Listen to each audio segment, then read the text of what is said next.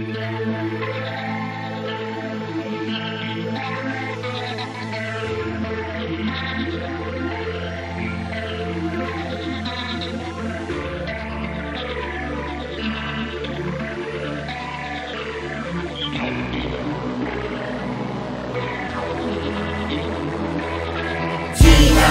الأسد ترجع وكمان جينا مين الأسد حتى بالدنيا جينا مين الأسد معي هما جينا جينا جينا جينا مين الأسد ترجع وكمان جينا مين الأسد حتى بالدنيا جينا مين الأسد معي هما جينا جينا جينا سلوان الأصل من هون الفضل بلش درة من أول فصل هلأ أنا بنقطة ناقل سلوان الأصل من هون الفضل ناقل بدون عقل بس كانت بداية عصر سلوان الأصل من هون الفضل بدون ضارب بدون راكل بدون خابط بدون قتل سلوان الأصل سلوان الفضل كلماتي بدون أوراق.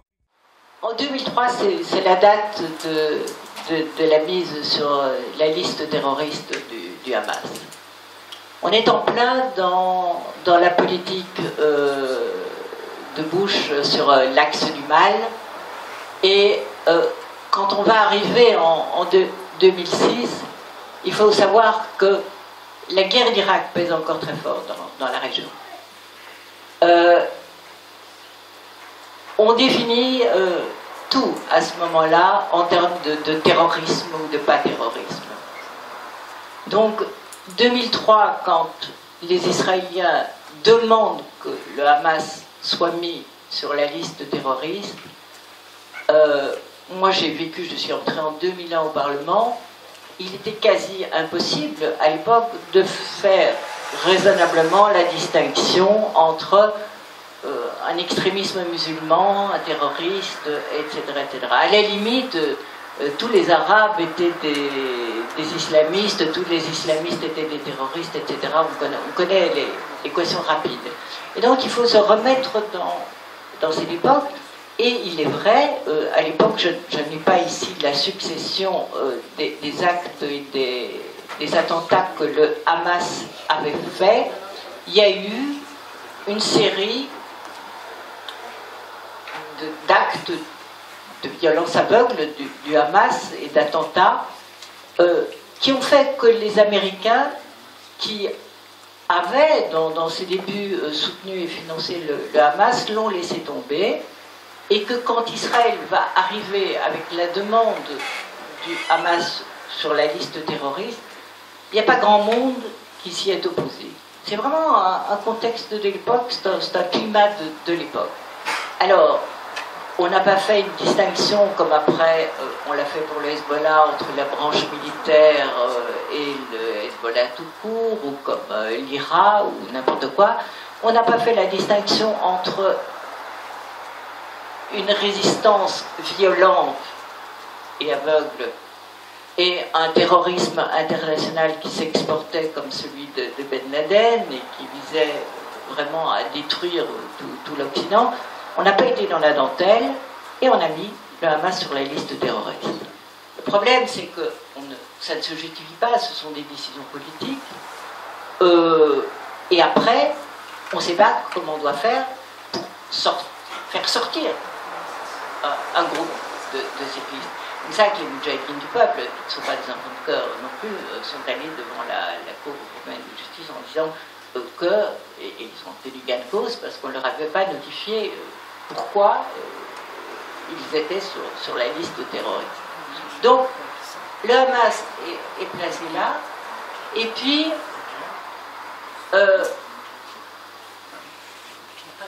les Palestiniens sont pressés par la communauté internationale et par les Américains d'organiser des élections. Mais organiser des élections sans le Hamas, c'était décrédibiliser ces élections. Et personne, à l'époque, n'a pensé que le Hamas allait gagner. Donc, on a laissé, les Américains ont pressé la communauté internationale, l'Europe et Israël pour accepter qu'un parti qui n'était pas le Hamas, mais qui était Change and Reform, qui était un autre nom et qui était un parti issu de la société civile, avec certains militants du Hamas, mais avec des notables chrétiens qu'on avait remis dessus, etc. Ça a été une ouverture, Change and Reform a été une ouverture très importante, une plateforme multiple à l'époque, dont certains militants bien connus du Hamas aussi. Mais ce n'était pas le Hamas en lui-même. Et par cette petite entourloupe, tout le monde était content, on pouvait faire une élection, et bon, l'adhésion de Change and Reform à la plateforme, à cette élection, avait été négociée avec l'OLP en juillet 2005, avec Abbas en juillet 2005, en disant on accepte de venir, mais on voudrait après rentrer dans l'OLP. Et Abbas avait accepté ce deal. Ça s'était fait, je crois que c'était une réunion au Caire. Donc, il y avait une idée, Change and Reform rentre dans l'OLP après.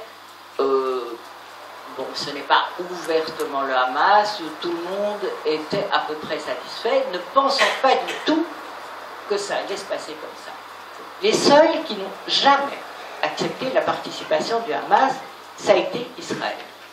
Moi, je me souviens, je suis arrivé en fin 2005, j'ai eu affaire à Weissglass, qui était le conseiller de Sharon, à Sharon aussi, et les Israéliens, très cohérents dans leur approche, ont toujours refusé la participation du Hamas, et ils ont refusé aussi, dans leur approche, avec la même cohérence, la tenue d'élections à Jérusalem-Est.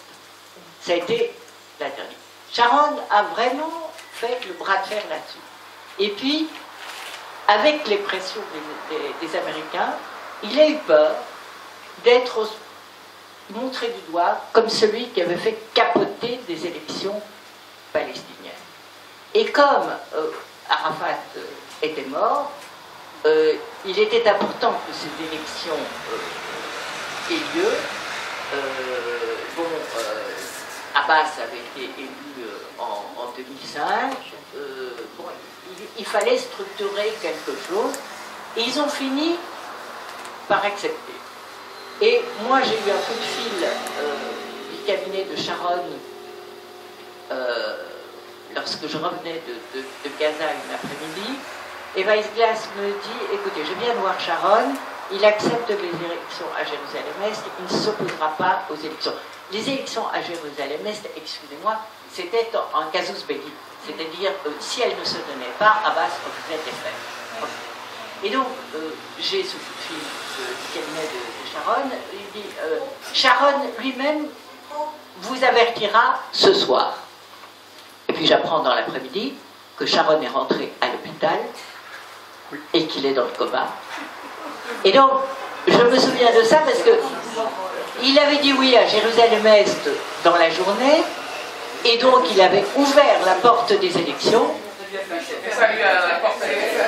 Je crois que s'il se réveillait, maintenant il est mort, mais il est resté longtemps au purgatoire, à mon avis il a gagné son ciel, parce que le purgatoire a été terrible, mais enfin bon.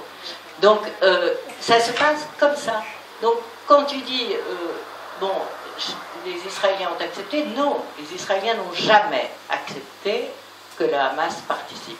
Même s'ils avaient signé le guide de pratique de bonne conduite, etc. Mais ce qui est vrai, et ce qui reste vrai, c'est que le Hamas s'est comporté tout à fait correctement pendant ces élections, que les discours du Hamas n'ont pas été des discours antisémites en tout cas, ni destruction de l'État d'Israël. Ça a été un discours basé sur le socio-économique, le social, et sur le droit à la résistance. Le droit à la résistance, ils l'ont toujours. Il me disait, et c'est un droit qui est reconnu au niveau du droit international, pourquoi nous présenterons du doigt à la résistance? Et je dis, pas aller préciser des gosses à Jérusalem. Hein. Non, non, il dit la résistance à l'intérieur de l'occupation. Et ils avaient déjà, à l'époque, admis l'idée d'un État de l'État d'Israël sur les frontières de 1967. Yassine l'avait fait, etc. Donc quand le document des prisonniers a été fait, qui donnait une plateforme politique où il y avait une reconnaissance implicite d'Israël, tout ça était déjà en gestation à l'époque. C'était déjà quelque chose, et ça n'a cessé d'ailleurs de continuer dans cette voie-là, mais en maintenant l'idée de droit à la résistance. Mais la première chose qu'ils m'ont demandé après les élections, c'est comment peut-on sortir de la liste de terroristes? En quoi? En proposant quoi? Mais jamais le dialogue avec l'Union européenne, dont le comportement a été incompréhensible après l'élection du Hamas pour moi, condamnable et incompréhensible. Ça a été le début d'une descente aux enfers que l'on paye encore maintenant, et ça a été la descente aux enfers de Gaza aussi, mais de toute la Palestine. Je ne comprends pas l'attitude de l'Union européenne avec ses sanctions, et puis ces sanctions qu'elle gomme en donnant plus d'argent, c'est sanctionné mais on donne encore plus d'argent, mais on ne le donne qu'aux pauvres, etc. Ça a été indécent. Et quand je parle de trahison européenne, et je ne veux pas refaire mon bouquin ici, vous n'avez qu'à le lire. Non, mais je voulais plutôt parler du futur. Il ne faut pas toujours être dans le rétro. Il faut tout de même connaître son histoire et savoir ce que nous avons fait au niveau de l'Union européenne. Mais politiquement, c'est invraisemblable. C'est invraisemblable. C'est incompréhensible.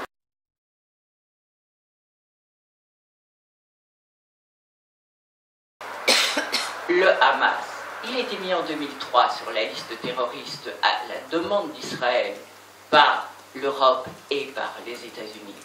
Mais maintenant que l'on regarde le Moyen-Orient tel qu'il est, quand on voit la Syrie, ce qui s'y passe, quand on voit le califat qui vient d'être créé, quand on va voir en Afrique Boko Haram, les autres, quand on voit toute cette Afrique du Nord qui est vraiment minée par le terrorisme, et qu'on nous dit tout le Hamas est terroriste, vous n'avez pas un peu de peine à y croire maintenant, parce que finalement, est-ce que le Hamas n'est pas plus fréquentable que l'État islamique d'Iran et d'Irak et du Levant?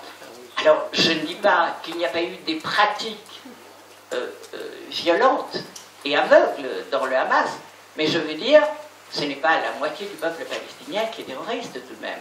Alors j'ai une fois, comme on dit en Belgique, une fois, discuté à la fondation Friedrich Ebert à Bruxelles avec Tsahal. C'était une confrontation de députés européens, d'Israéliens et de Palestiniens à huis clos. Et on revenait sur la question du terrorisme du Hamas. Et évidemment, les représentants, les généraux qui étaient là, me disent, mais c'est une organisation terroriste. Bon. Enfin bon, n'oubliez pas qu'il y a 50% tout de même des Palestiniens qui ont voté pour le Hamas en 2006. J'étais bien placé pour pouvoir le dire, puisque j'étais chef de la mission d'observation. Et ils me disent, oui, mais à Gaza. J'ai dit, vous vous trompez, parce qu'à Gaza, le Hamas n'a pas eu la majorité. C'est le Fatah qui a eu la majorité. À Gaza, contrairement à ce que tout le monde croit, c'était le Fatah qui avait gagné les élections à Gaza. Mais bon, de toute façon, ça fait grosso modo la moitié à l'époque. Si je n'ai pas tué la moitié des Palestiniens tout de même. Et il me répond froidement, pourquoi pas? Mais il y a aussi des fous prêts à exterminer la moitié de la population. On parlait des terroristes maintenant, mais c'est Tzipi Livni elle-même qui, en mai 2014, à propos de la politique des colons et de price tag, qui est leur politique, le prix à payer, que les colons veulent faire payer aux Palestiniens, parlait de pratiques terroristes. Donc, quand on vient me dire, oui, mais on ne peut pas discuter avec le Hamas parce que le Hamas est terroriste, maintenant que toutes ces choses-là se passent dans un environnement qui n'est pas clos, on a tout de même un peu plus de peine à le croire que de la façon dont on l'a avalé en 2003 quand on les a mis sur la liste terroriste et en 2006 après les élections. On se dit mais c'est tout ce paysage-là qui a changé et finalement il va falloir construire quelque chose là-bas avec tout ça.